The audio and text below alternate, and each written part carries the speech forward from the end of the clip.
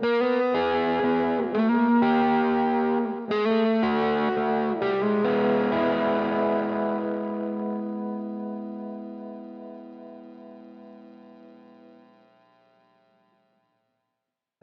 Mark, I don't know if you remember, like when we met. I remember you getting your bronze star in the lobby of the Alabama Music Hall of Fame, and I attended the ceremony. Wow. And that was, I believe, the first time I saw you. I don't quite know if we met that day. Or if we did, I wasn't aware. All these years later, I wasn't aware.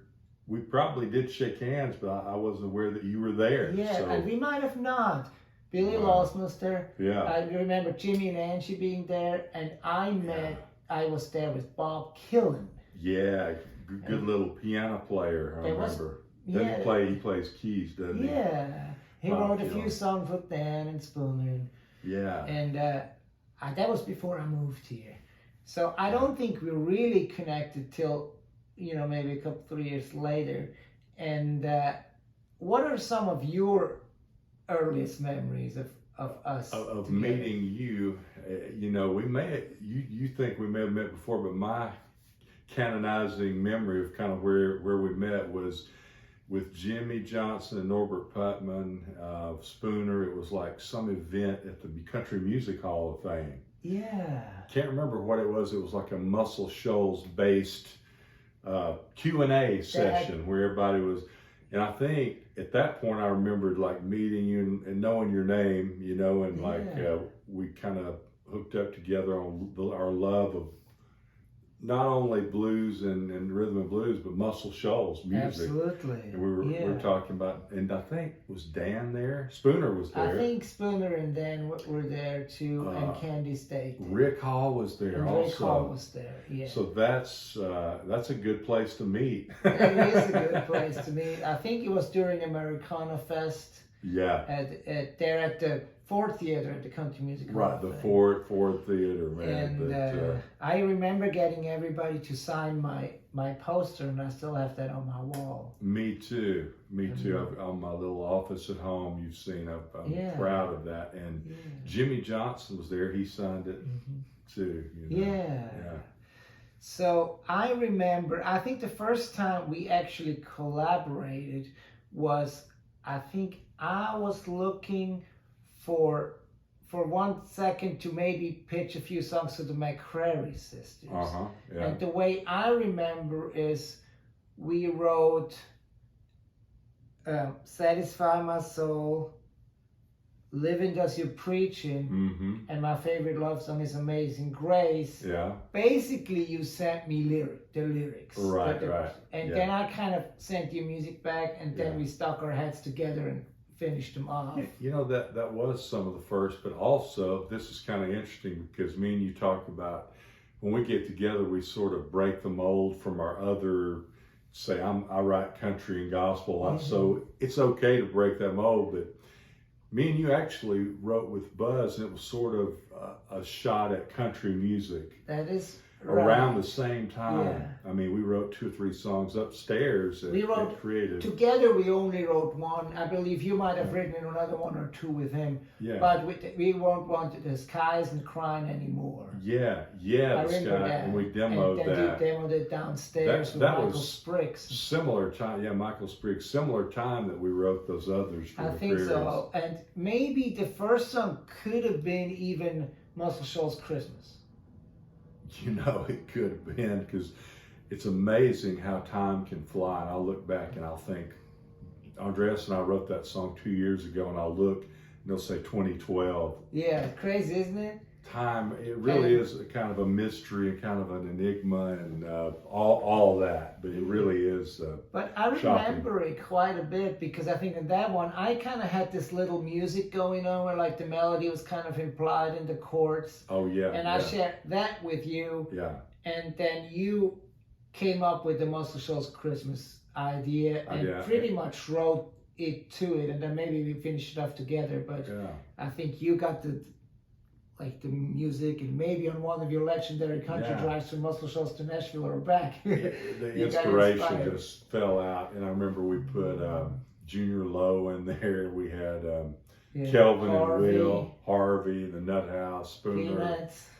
And it was Dan. Dan was in one of our songs, but it was Dan in that one. No, I think that would be because he was not quite living in Muscle Shoals. Right, yeah. But yeah, Kelvin and Harvey and Peanut Montgomery and Nut House is in there and Fame is in there.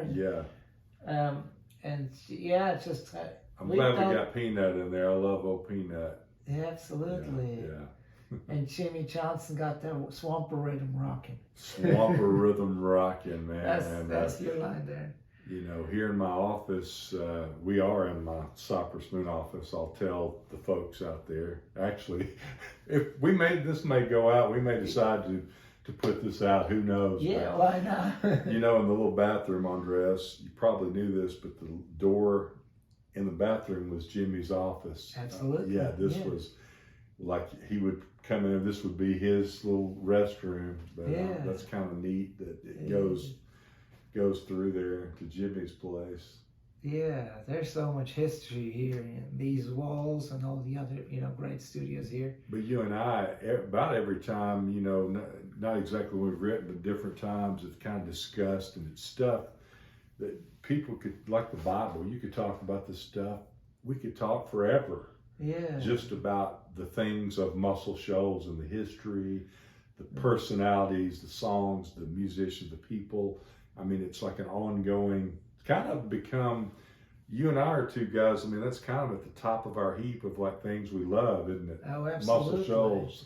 And I think we're, one of the few, I'm not one of the few, but two that are like, it's almost more important to lift up the history and, kind of honor what's come before us than maybe others are more focused on, looking ahead. But looking back is as important to me as looking ahead. Me too. And I'm always been an archivist like you, and I love to the history it's just a nugget. It's just a sweet taste when you can like recant, recall, re-go over some of that. But I'm with you.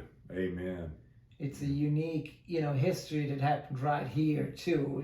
It's not that every, town had a music, industry as rich as Muscle Shoals had for a while. Right, and it's like you say, still has a lot going on. But that empire from like the mid '60s to the early '80s. It's really unbelievable. Yeah. It's really unbelievable. So within that, we're constantly jogging stories. I said like David Hood or Spooner, we're here around them, so we get the stories they remember. Oh, wait a minute, I haven't remembered that in 50 years. That's a nugget, right? Yeah. That's like a win when we get one of those little nuggets. It's like unbelievable. It is, and we're quite fortunate. We're like the last generation that actually learns from them rather than just through books about them or hearsay. Because truth be known, I mean, as life goes on, we all pass away, but they will eventually, you're right. They'll be gone. So our kid, will never really have that direct link as much as we do. No, they won't. Really special. So we're the ones that are linked up to it. Yeah. So we actually, and you didn't even know that really, we also wrote the song with Spooner and Kelvin and Carl Holder because Kelvin and I worked on a piece of music. I Love This Love. Yes. Oh, I remember, And then he brought it in, and I don't think he even mentioned that. He did. Oh, he did. Okay. Yeah. And it was cool because it was like, I think there were 5 writers on it. Me, you, Spooner, Kelvin, and Carl. But it's a great little, I love your love. Yeah. I love your love. It's kind of like almost a New Orleans-y. That's right. And Kelvin and I, we at his studio actually, we recorded that, at the Blue Room downstairs, and then that's what we had. And you didn't even cut the new demo. You just We overdubbed to that. Up a few things, you know, That vocals was a and good maybe little, keys too. good little demo that y'all Yeah. had, man. But yeah, so there's a couple of other ways we've written.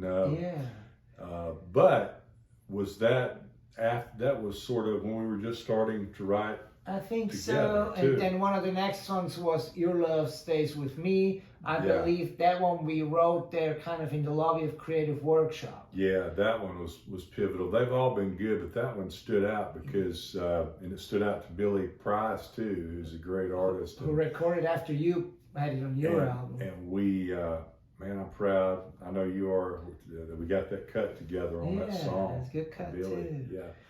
But I think I proposed the idea to you about making a record together, because I always love your solo performances, and I thought, you know, most Nashville writers, if they make a record, it's kind of a singer-songwriter record that's acoustic guitar and voice, right? And then you cradle stuff around it, and I feel, well, if Mark does something similar, the whirly would have to be the second voice and not the acoustic guitar. So I think that's what I kind of pitched to you. Say, hey, I would love to make a singer-songwriter record where it's you and the whirly. Yeah. And half of the songs we pretty much left that way, maybe a little over up here and there, and the other half we put a band around it.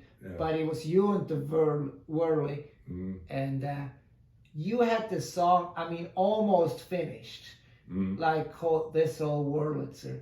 And you were so sweet that you let me in and let me finish it with you, because that meant a whole lot to me, because I loved what you had so much. Oh yeah. And then that you let me add to it. You know, some people just, well, you know, I already wrote 80%. I'm just going to finish it up myself. No, but we kind of took it a cool different way. And yeah, we then I had that verse with the Rainbow Road. Takes me down to Muscle. Yeah. Rainbow Road down to Muscle Shoals. We had to put Donnie, Fritz, and Spooner in there. So you really had the vision for that. But you came to me with that idea, and you really have helped coach me and bring me, sometimes songwriters get the songwriter hat and people perceive you, you know, of course, the writer only. You really showed me, I mean, I knew I sang okay and well and good at different times, but I'd kind of forgotten that. You kind of brought it back to the forefront and reminded me, hey, Mark Narmore is a singer and a soulful singer. So you really coached and helped bring me, set me, you know, and in the studio, used to be, when I was at Fame and other places. I mean, it was just the world we lived in where there was so much punching and fixing going on, because you could. Sure, At Fame, we might spend 8 hours on me, definitely on a vocal, but we might punch every line. We might fix every line. Yeah. So and I didn't know, I was thinking it was ludicrous to think I could get a keeper vocal in one performance back then. And even before I met you, I would laugh at somebody if they said I could pull that off. But you showed me, I mean, you know, over and over again, once you do it and do it a few times, you get the confidence. But with you, I've had quite a few, it's almost like every vocal I've done with you could, I mean, it actually could, there might be a little fixing, but it actually could be presentable and usable and always very close. But I didn't know that. You showed me that. Well, I think, you know, part of a producer is like put the artist in a certain comfort zone where you can be at ease. And I think once you kind of shut off your mind, you get closer to that soulful place where it's like, you can do that. Yeah. And I think because like you sitting at the whirly and kind of, that is like your almost spiritual place. And I think once you're in this world, if you play the whirly or not, it doesn't quite matter. But I think the material and, you know, the right key and everything too, obviously, brings out that. And you know, a lot of people that give me feedback on those records, they really say, oh, what a great singer Mark is. Well, thanks, man. But you really have, and also I want to say, and for posterity, I mean, you always found nuggets, even though you might say, you know, give me 3 or 4 passes of that chorus after we got the pass. It's got, just let your, you're almost saying, just go, flow, get in that flow. And there would always be something I thought, well, there's nothing in there. And you'd find like a little, there could be like a discrepancy, like almost a flat note that kind of squeaked but those were the nuggets. Those were emotion, yeah. You know how to find those. And a lot of people don't know how to look for those and to find them. You know how to find them. Also because, a lot of contemporary music that has been kind of almost ironed out of the system. Yeah. And I think our aesthetic that, is a lot of older records, that actually was encouraged, Yeah. So I think it's also just a little bit of a different approach. And it's freeing to finally, first of all, you get me to where I can sing, but it's so freeing to not have to worry about certain things it's actually cool, and it's not really messing up if you kind of slide into a note or have a little crack or a break in your voice. It just frees you to know that that's preferred and not put down and we got to fix that. It's almost miraculous. It's like, hey man, I like this new thing Andreas is kind of, plus it gives me, as I get a little older, like you say, in the Muscle Shoals vein, the rhythm and blues vein, the older you get, the better. I have that little bit of experience with that one performance, just nailing it in one pass. Yeah. No matter what. Yeah. And what he said earlier, I kind of wear this as a badge of honor that I'm kind of, your excuse to write an R&B song or write a song that's a little, takes you a little bit out of your regular normal thing, because that also makes our collaborative relationship really special. It's not just like I show up at 9 o'clock in the morning and it's exactly the same approach. It's refreshing, I like that. And it's we look forward to, we both always have, and we've had some really good songs. We just finished one. We just finished one, and we've had, talked about that first record, but I want to go ahead to our third record, which we wrote over the COVID pandemic. Wait one quick second, because I want to say one thing about the first ones. One other thing I really, really liked is going back and forth at coming up with the material we wanted to record. Yeah. Because we must have shared 100, 150 songs maybe that you've written, because I didn't quite want to miss a nugget. Yeah, you were looking for those nuggets. And then I kind of presented you which ones that I thought would be a good idea, and we kind of together decided, and it's all your songs. But then also at the same time, I was sourcing songs for Carla Russell and Muscle Shoals All-Stars album. Right, yeah. And Dan Penn gave me a disc worth of songs, and there was one song on there that he wrote with Donnie called Honest to Goodness. Honest to Goodness. That I love you. Yeah, that didn't work for Carla's project, but I played it for you, and you were like, oh, let's do this one. I can't believe that one had never been recorded. Been recorded. And the funny thing, we do want to talk about the Wurlitzer that we used on that record. My aunt, Hilda, Sandy's aunt, had found it at a yard sale in Rogersville, Alabama, and it had like a $20 sticker on it of Wurlitzer, and it was in good shape. Yeah. And I'm a nice, honest guy, but I almost had to hustle them a little bit. It's like, oh, this old thing? Oh, I think I could take it off your hands, wink, wink, Yeah. But we wound up recording, which was cool, and you and Joe Funderburk opened that Wurlitzer up. It had a squeaky pedal. That we wanted to fix. And there was like a mouse all in it, like a big old mouse mouse house nest in there. And also some wasp or bee inside it. Yeah. That is wild. So they had been there, because that Wurlitzer had probably been in somebody's backyard shed for 40 years, or garage. And then we got it, and man, that Wurlitzer worked really good. Every Wurlitzer plays a little bit differently, but that one had its own little funky thing, didn't it? Sure, You yeah. know? But I really enjoyed recording that. I remember a lot of the recording of that project. Another thing, you said let's don't go with a click, and I liked that. It's like, let's just do this. Yeah, never click. Yeah, it's like, you click know, ever. I was used to that, like coming from country and blah blah Yeah, blah. and having to do a lot of editing. That makes sense, you know. But it was like, oh really? You mean I can just you know, give you the cue and slate and start it? And there was something so freeing about, you know, playing those songs. And you had me playing some keys that I never played before too. Like we did one in A flat. Yeah. Which I can play okay in A flat, but you come up with I come up with different licks. Absolutely. Different voicings, and you know, play one in F sharp. And we gotta, you know, when we want to put the voice in the center, we gotta make sure that we have a good key for you to sing. Yeah, right. But one of the tracks, actually, we just recorded you, and then we overdubbed the band too. Yeah. I remember that now. That was one I co-wrote with Bill the Bounty, I That's think. right, yeah. What was it called? South as Love Can Get. Yeah. Yeah, and I had naturally slowed down here, almost way down, but you guys figured it. Yeah. You figured it out. Yeah, we And just it worked. kind of learned the dynamics of your performance and then overdubbed to it. Yeah, that was fun.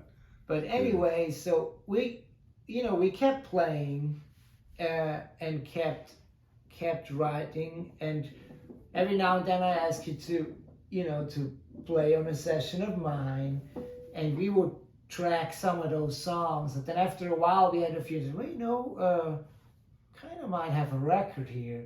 Mm-hmm. So we finished some tracks up, recorded a few new ones, and that became the second album. The second Soul album. Filling Station. Oh, that was so fun. And Tommy Talton on that one. And I remember, and it was cool also, that second record, a few of the tracks, which you and I had both done this before with different artists, with different writers, but we went ahead and had like a musical idea, and no melody and no lyric. On like maybe 3 or 4, we decided we liked such and such groove, and we thought, what would it be like? She's my right-hand man. It's Right-hand man, brother to brother, and there was one more. Road Unknown. Road Unknown. So there were 3 at least that we came up with a full track, no melody, really, maybe a melodic idea. I think we had I certainly did, but certainly no words. No words, and that was cool too, that those worked like that. You know, can't remember who it was at the session. They were like perplexed in a good way, but like, really, you guys are gonna like do the lyrics, you know? And they're like, good luck, but we just liked to, try it. Yeah. It was something different to try, and they worked. Yeah, and it was at a point, I don't think we're necessarily doing it for the record, which was kind of like, let's cut these 2 while Tommy's here, because one of the songs actually ended up being a tribute to Scott Boyd. Yeah, brother to brother. And I remember him playing slide on that. Road Unknown. Yeah. So pretty. Yeah, that one too. That reminds me of the Eagles a little bit, you know, the Eagles. Yeah. Which is kind of one of my bands I grew up with. Sure. And then we had written a song called Soulmate with Donnie Fritz. Yeah. We actually, Donnie, we wrote here at Cypress Moon. I was in the another old office in the back, yeah. And I remember I brought the title in, and Donnie had like the verse chords, but I think that's all we had, and then we kind of wrote it from scratch. And so magical to have. I mean, Donnie was always a pleasure just to be. You'd see him coming, and it would lift your spirit. You know, there's Fritz.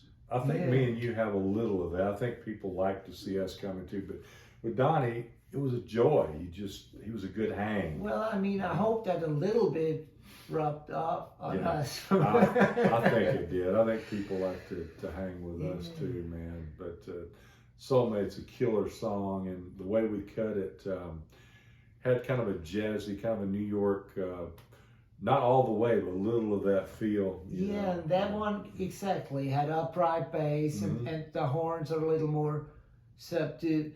I have this other version that is going to be on Donnie Fritz's last album, and it's a little bit more R&B, while yours is a little more jazzy. Right, yeah. Which I kind of like to not, just repeat ourselves. And another thing with you in doing these records, and also you asking me, hiring me to play on your other projects, along with Jim Gaines, who gave me this world. So you and Jim have really used me and like made my piano and my keyboard stuff like, I'm like, really? And it kind of gives me a confidence moving forward to be a studio player. Yeah. It's almost like a latent studio player, a late bloomer. Yeah. It's like, Andreas, I always knew I'm a songwriter, but I always knew I'm pretty good piano guy and pretty good singer. But you guys, you and Jim especially, have made it to where I think I'm a really good, viable session player and a viable artist and singer. So you've taken me from here to up here. I like being up there, Yeah, well, I mean, not like I'm putting myself on a pedestal, but you put me in a better state. Yeah, on one hand it's about finding your voice, but then it's also like other people to how to employ that voice best. And I think, when it comes to Muscle Shoals guys, especially people like Spooner and also Donnie, is like, that's a particular sound you're looking for.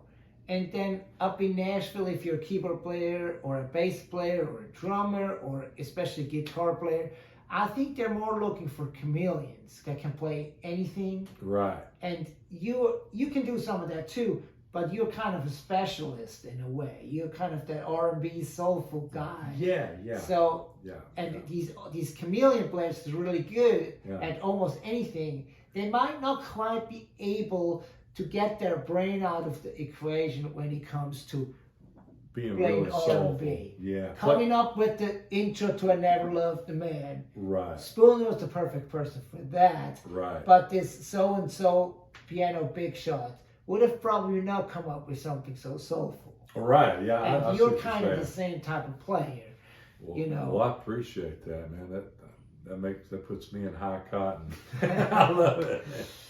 But so we did that record, and then we had like all the songs together, and I'm like, oh, we only have like 38 minutes, and that would have been a record, that would have been no problem. But I thought, wouldn't it be kind of fun if we had a short little nugget at the end, and wouldn't it be fun to ask Donnie to write it with us? Yeah, we wrote it right here in this room. We wrote it on this Wurlitzer too. Yeah, it was right here. Yeah. And Donnie came in with the title. I had something else prepared, but then as soon as Donnie said, hey, I've been wanting to write this song called Have a Good One.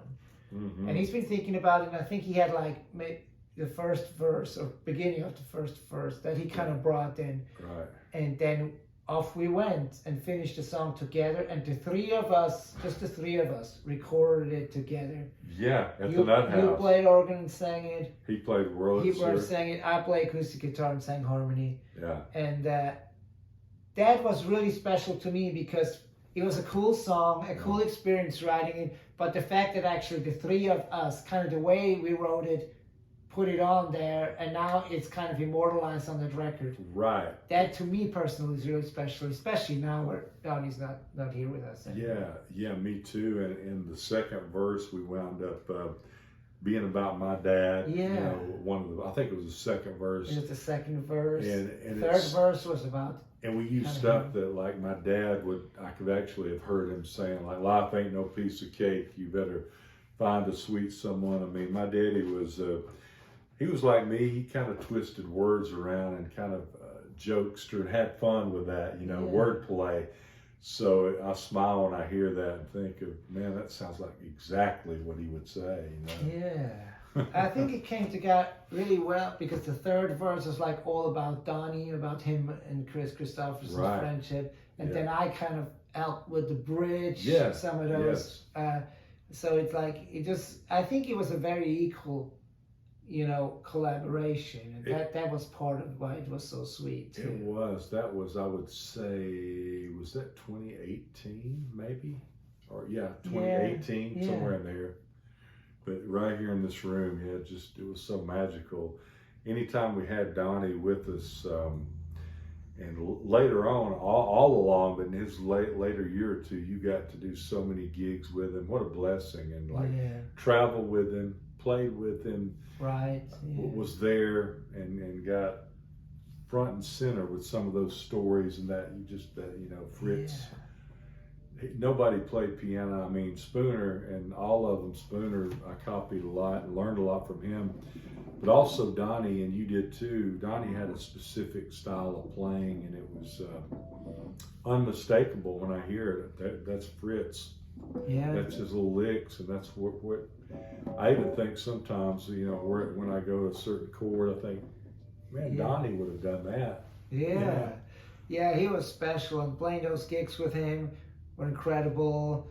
Being there with him, just on the airplane and in the car, hearing all those stories, or rehearsing at his living room with him just sitting there and playing old R&B songs because he knew so many songs. He was. That was so much fun, and I'm so glad to say too that a band version, extended version of Have a Good One is going to be on Donnie's last album. Oh yeah. And also Soulmate, and also a song that you wrote with him and Scott Boyer called Thank My Funky Star. I am so proud. Actually, you let me kind of use the demo track you cut as a template, and then I added to that. And I remember we cut that at the Nut House, and Boyer played, of course, guitar. He may have even played bass on the demo too. I had David Hood replace the bass. Yeah, and Donnie, of course, sang it. I think I maybe played Wurlitzer, and organ. Organ too, Jimmy Nutt and drums. That's right. But I'm proud of those Fritz cuts, and I'm proud that you're getting that together and producing it, and it's just, I can't wait to have that one in my hands, man. Yeah, it won't be too long. Yeah. But anyway, so along comes the pandemic. Yeah, there we go. Who would have thought? Who would have thunk it, And right before the pandemic, actually, when I had some healthy, like the day before, I sent you glitters, all the glitters. Yeah, just the title and music, but no words. And you sent me back basically the finished song. And I think I probably wrote it in here. I had a little hard disk recorder. I think I remember doing the little work tape here in this room, and you dug it, but you went into the hospital at that point. Yeah. And it's interesting. I remember coming to see you in the hospital. This is wild, but I never really worn a mask on my face before that I remembered, and I didn't know how to put it on. Yeah. Because I think maybe you had like influenza at the very tail end of your stay. Yeah. So you said you don't have to wear a mask, but some people were wearing them. So I'm trying. Yeah. I couldn't figure out how to get it on, but we all learned. Who would have thought that we all we all would learn exactly how to pop like that mask on. Within a month or so, But I'm glad you got totally better, and but that at that time that was the start song of our third album. And we didn't quite know it then, but once the pandemic started and you were at your place, I was at mine, and we couldn't really get together, but we kind of got together and, through a Zoom and started writing a few songs. And before we knew it, like 2 weeks later, we had, 2-3 weeks later, we had an album's worth of songs, and we're like, this is really special, It was this is an album. It was a blessing, and if the pandemic hadn't happened, we probably wouldn't wrote this. I know we wouldn't have written the same songs the same way. Absolutely. There were certain things about, like say Zoom, for instance, and say like, I think we all went through different reset factors, but there was a little bit of depression and boredom that went with quarantining. Yeah. That made you want to write, made people want to Zoom maybe even longer, like while you're on Zoom. Yeah. We had more time to, after we wrote it, to dissect and think and get back with each other. Yeah. So it seemed like we had more time in a 2 or 3 week period, but it's almost like we had 3 years. Yeah, we packed a lot of stuff, into those few because weeks. days, Donnie Fritz and John Prine had the song "Why Is My Day So Long?" A day can be a long. Yeah. It's a good thing, but if you're just sitting quarantine watching Netflix, I mean, it can, hanging around eating bologna. I mean, it's like it was a very, despite it being productive and prolific eventually, it was also like just a really welcome distraction from boredom. It was. And from just not getting cabin fever. It was, but those songs are unbelievable, and God has worked in our lives in every way. But I knew those songs were supposed to be packaged together because every one of them were part of the same. They were part of the same little strain of whatever it was, and strong songwriting. I think we'd always written well together, but I think we even I know we did somehow. I don't know how God helped us and did it. The bar, we raised it to an even higher point. Yeah. And probably also because, we've written quite a few songs together. I don't know how many it is now, 50 or 60 maybe. More than 60, 70, yeah. And so, but we would write one here or two there, and then maybe next month we write another one. Yeah. And that was probably the first time it was almost one long writing experience where it's like we could build upon that shorthand. You say 2 weeks. I think it may have been more like 3 months. Well, 2 months. it was, it could have been 2 months, 3 months. I think it was 2 or 3 months. Because in my mind, they all came at the same time, but they certainly did. It was like I know at least 2 months. It was probably April through August. So we were like every other day, if not every day, like every 2 days a week, we were like getting on Zoom. Or every week or something like that. No, that's right. I mean, we all I got a little bit skewed sense of time.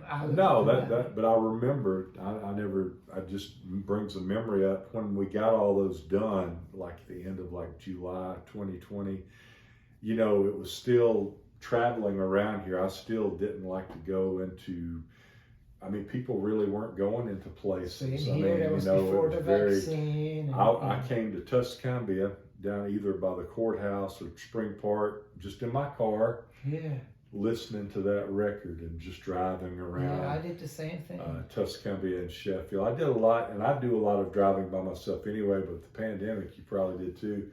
Spent a lot of time by myself. Yeah. And I wanted to keep my family safe, and we all did. We wanted to keep our elders safe. Sure. I've got a lot of elder, aunts by marriage, and I honor that. I'm glad that me and you had the thoughts at the time of, putting everything aside and just trying to keep us and our own families and our friends And I remember, we did one session at the Nut House, in the fall, and we all, spread out and masked up. We did. They all went in their own little cubby hole. And there was, hand sanitizer, and there was, some Lysol and, even hand wipes all over the place. And we were spread apart. That would have been was that in 2020? Maybe October of 2020, November, something like that. It still felt weird because everybody's sort of been in quarantine. It was a little cool, but it was a little strange, wasn't it? It was. And then I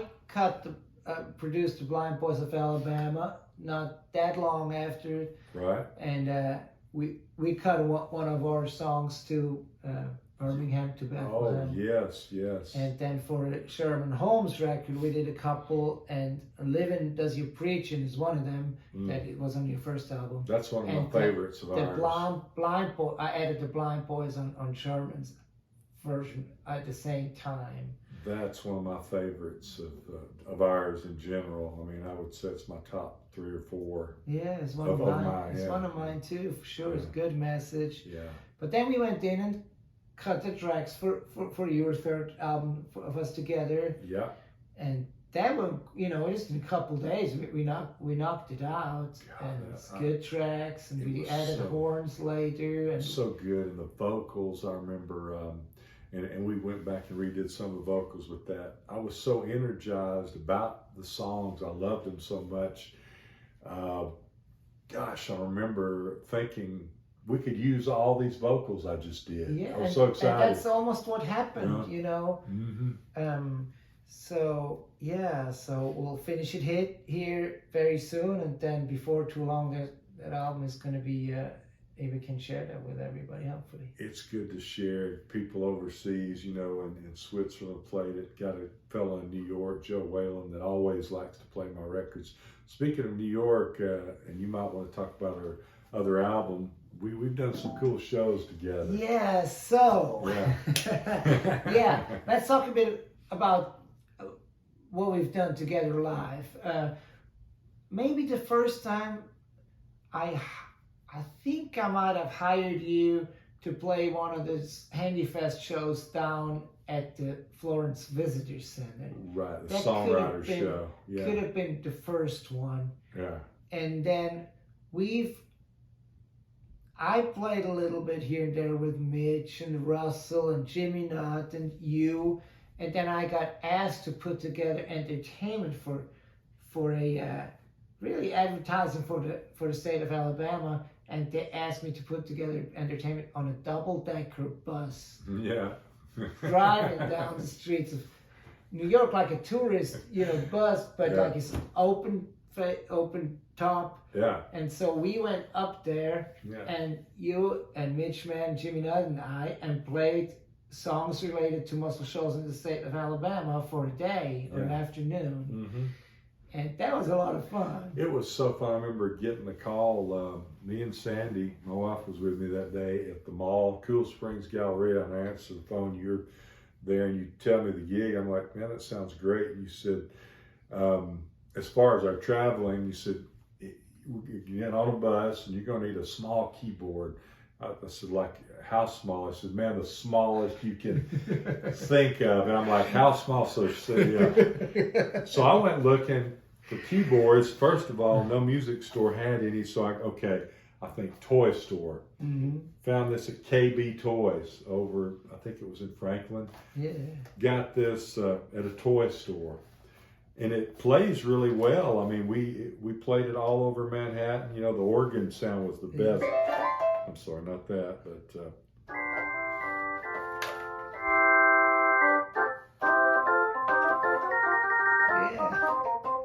You get the trick. Yeah. So this little sucker, you brought your little battery-powered PA system. Yeah. That they actually, they bought that for us to use on there because that was a whole. It was unbelievable, but we didn't have it. We just had battery-powered instruments. You played acoustic, Mitch played acoustic. Of course, they were plugged into your battery-powered PA. Yeah, and Jimmy just played a snare, basically. And we were rolling. I remember I was having to keep both feet on the mic stand, the base of it, because, there were certain streets. I remember wanting to knock out your teeth. Yeah, and I remember going like Bleecker Street down in, the village down in there. We were going through there. And I'm looking up, and there's Bleecker Street, and had to almost duck, to hit those lights. But we had to keep our feet on the mic stands because it would hit us, because we were rolling. Yeah, it was fun. Though you guys were sitting backwards, that had to make you dizzy. I was sitting front way. Yeah. How was that playing? It was no problem for me, but Mitch got a little queasy. He did get a little queasy, and I could see why, because y'all were like, you couldn't see where we were going. Yeah. And it's like. But anyway, it was fun, and then there's more. We did some other gigs for tourism here around town. Then we went to Atlanta once for a travel convention where Jimmy Johnson was on there, and David. And then we got lots of great stories from those guys just sitting and talking before the show that we'll never forget. We can pass on to our kids and to everybody around here. It's like things that Jimmy told us sitting out there. Yeah, we had dinner at the Hard Rock Cafe. I remember that. Yeah. We did more recently one in Baton Rouge. We did one in New Orleans. Yeah, I love both of those with Denise Thomas in New Orleans, and the Baton Rouge was the lady from Las Vegas. What was her name? She great singer, and man, you've really hired me a lot. I appreciate that. You brought me into this I asked you to MC one of the Alabama Music Hall of Fame induction shows. Y'all were so sweet and nice. And to perform on another one. On another one, yeah. And then on the other one of your songs was performed by Red Marlowe. So yeah, and then I sang We Had It All as a tribute to Donnie on the last one, yeah. And then we, we did a Fiddleworms meet the Rolling Stones together. Right. We did Donnie's memorial together. We did shows. We did one at the Country Music Hall of Fame. That was a lot of fun. Yeah, it was, man. Yes, we did, it was. One at the Gold Record Room. We did a couple at the lobby of the Hall of Fame. Seems like the Gold Record Room was Soul Filling Station, sort of, not release party. Yeah, kind sort of. Yeah. And we had the release for this old Wurlitzer at Buzz's at y'all's place. We did one there, and then we did one down in Vernon, Alabama, where Dan Penn came out. Ed McNee's store. Yeah. But the cool Josh Turner was there, and Tennille Arts, who was a young artist writer there with us, and Hal Oven, and of course Buzz. But that was a special little. We had the red Wurlitzer. Yeah, that's right. Yeah. But anyway, there's a lot of memories. I hope there's a lot more memories to be made. Amen. And also, went to your church. Church. Oh, that's what I was going to say. Yeah, with you and Spooner and Josh. Yeah, your son. And Tammy, my cousin. So you've been there a few times, and you're just like family. I mean, of course, it's a small church, getting smaller, but you get that, and I get that. We're down to 20, but it's some of the best years I've ever experienced at that church. But it's fun when you come and plug in, and we'll play. We might play a 7-minute version of "Gotta Serve Somebody." And they love that. They love it. Talking about "Serve Somebody." Yeah. We just went to Vancouver Island together. Yeah. And played a gig up there. Yeah. And you sang "Gotta Serve Somebody." It's weird. I played "Gotta Serve Somebody" on this, and I felt maybe the reason this in my heart, we played that song a few times up there. I felt like maybe that was the message that I was supposed to be getting across to maybe somebody listening that heard us there in New York. Sure. That song has always been sort of back here. It's not my song, it's Bob Dylan's song, but it's been something I can preach with and teach with. Yeah. And thanks for letting me teach with good Vancouver. Groove too. Yeah. Get to play but Vancouver, my goodness, thank you for letting me be involved in that. It was my first trip to Canada, and I was just blown away at everything about it. Vancouver Island, of course, but also the festival, Sherman Holmes, the Ingramettes, A.J. Croce's one of the baddest piano men I've ever seen on this planet. He's great. And Venice Thomas is such a sweetheart, man. Yeah. She it was so neat. I mean, she kind of called a solo, and I was like, man, that's really sweet. It was on one of those songs. She said, all right, Mark, you take it, Mark. Yeah. That was nice of her. I'm glad I knew the song really well. And good fun was had by all. And, getting to hang with, you brought Stephen Holly in, and Bones Malone, and, that was we had a good band, and Paul. Paul is such a sweet, dear friend to us, and that was so fun.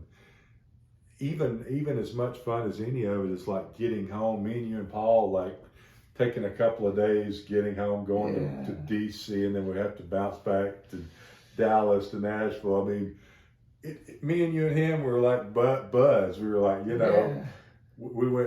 had a 1-hour stay at some hotel, and was that in Dallas? Dallas, yeah. They paid for a hotel, and we went there, and I'm still waiting. Oh, get the money back. but the effect was we got 1 hour of sleep, and we had bus call or Uber call or cab call, and we got 1 hour of sleep.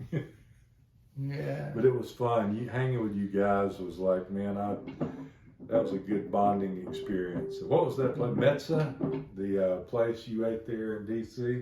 Is that the name of the restaurant? Yeah, I don't even remember. M-E-Z-E-H. I went by and it was like Metza. I enjoyed it. See, I remember all the food. I do. All right. Well, that's why I'm with you. I make sure I'm not don't starve anywhere. Yeah, man. Yes, indeed. Yeah. And more gigs come. So many. The Nut House, the Silent Night, Funky Night that is behind us right here. Yeah, that was one of them too. We did a couple of the ones that I built. Lenny LeBlanc Songs was on of one, the right? Shoals. You did with Lenny LeBlanc. Lenny was on one of those at least. And whoever, some of the greatest songwriters coming here out of Muscle Shoals. And then we did the last waltz together. You came out and sang one on that. We did the Eddie Hinton tribute that you sang one. Right. So I don't think there's very many things that I've done around here. And there's been things in Nashville where maybe I did songs of ours and you were there, like the Bluebird, where we didn't perform together, but you were there. Or a Hard Rock Cafe, recently, or Douglas Corner when that was still going. Right. Yeah. So we had plenty of those because I wind up, being a songwriter in Nashville, I do wind up occasionally in those. Absolutely. We played Puckets together once with Bobby Tumberland. With Bobby T, sure did. And and then just to kind of come to now, Vancouver Island Music Fest was very recently. Actually, us rehearsing for it or going over the charts, we wrote a song called House of Love. That was really magical and unbelievable. And let's see if I've got I've got it right here. But I'm not gonna move the mic. Anyway, I scribbled the scribblings. I sang from, and I usually can sing from scribblings of people like, that looks like hieroglyphics on an Egyptian wall or like some kind of hen scratch. But HOL was for the title. House of Love, House of Peace. Yeah, what a good song. You came in with that kind of mapped out. It wasn't hard to write that one because you kind of had the matrix. I kind of had the chorus, not all the lines, but I had you had the chords. Kind of the chords and the kind of the melody, and then we just wrote around it, and it came out pretty quick. And the one we wrote today called Water Under the Bridge, after we kind of went through a few ideas, once we kind of... It's stout, man. Once you let me play your little $5 guitar. Yeah. You picked it up, and I said, did you have that, kind of deal with earlier days? So no, the guitar. The groove came out of it. Yeah. And that's what I like about instruments. Sometimes they play you as much as you play them.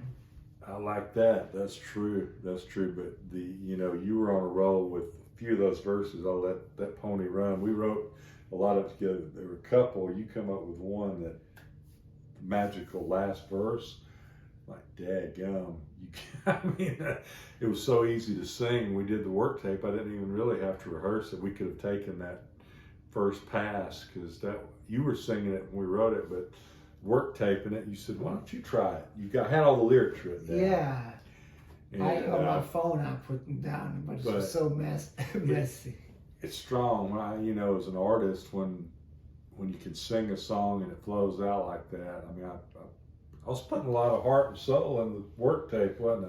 Yeah, absolutely. I was jamming on it. We were both feeling it. Me and you both like to jam. That's another thing, which has always been important to me. I think it has to you, is jamming. There's more of that on this latest record of yours than ever before, I think. It is, but even like if we get together before or after, we might talk a lot, but we will actually jam and play songs and just... Yeah. I think I'm a kid. I know I'm a kid at heart, and I think maybe that's kept me young in a way, but that jamming goes back to teenage years. Just jam for hours, man, Play that Southern rock we did on the carport, Yeah. And we played it loud, Andreas. It's unbelievably how loud we played. And the guitar players were all so good that they would play. I learned to sing pretty loud. we had like a great PA, but the guitars would be covering up my vocal. And I'm like, man, I want to hear my voice, I'm outside to learn how to be strong. Well, thank you so much for spending this time with me. Oh, it's we got good. a song on it, and we got our history together. We got our history on tape. And we may decide to stream it one day, or it might just be for us or our kids or whoever. We'll see. It's good to document it. But somebody will probably stream it. Yeah, they will. I just want to tell you, it's you're my brother, and well, you are mine too. And it's been such a joy, growing with you, and well, you didn't. Me growing around you and learning a lot. Well, I've grown a whole lot us, with you too, man. just kind of growing as a team. Yeah. And yes. And I just look forward to whatever's ahead. I hope. And I hope to come to Switzerland possibly next year. That would be fun. That would be fun. Maybe Vancouver again that'd be nice. I would rule that out either. Yeah. Maybe we can go back to. I can take everybody to Edmonton next time too. We'll see. Anyways. Yeah. I love you, Mark. Love you, brother. Love you, brother.